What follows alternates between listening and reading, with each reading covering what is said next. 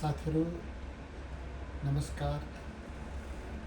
हामीले सुन्ने गरेका छौँ विदेशमा गइसकेपछि विदेशमा धेरैजसो घरभन्दा बाहिर काममा जानुपर्छ र घर बाहिर हुँदाखेरि राम्रो किसिमको चाहिँ खाना खान पाइँदैन, खाना मिस गर्नुपर्छ भन्ने जस्ता कुराहरू हामी सुन्छौँ।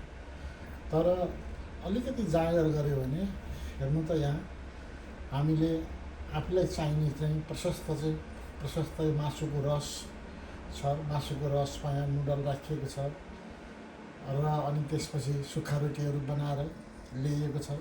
यी सबै कुराहरू मिलाएर हेर्ने हो भने तपाईँ चाहिँ प्रशस्त प्रोटिन छ यहाँ, लगभग आधाभन्दा बढी चाहिँ प्रोटिन र राम्रो किसिमको फ्याट छ भने गुड कार्बोहाइड्रेट छ, रोटी छ, कम्प्लेक्स कार्बोहाइड्रेट छ।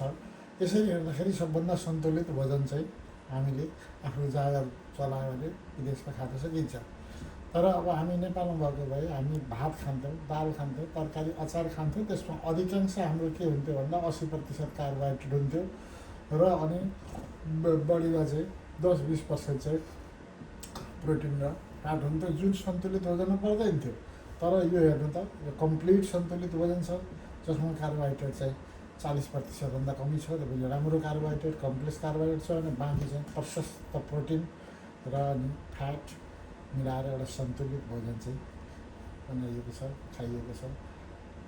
धन्यवाद साथीहरू। अब यहाँ हेर्नु होला, रोटीलाई पनि म यसरी देखाउँछु, अनि फेरि यता हेर्नु मासुलाई पनि राम्रोसँग देखाउँछु। ल, धन्यवाद।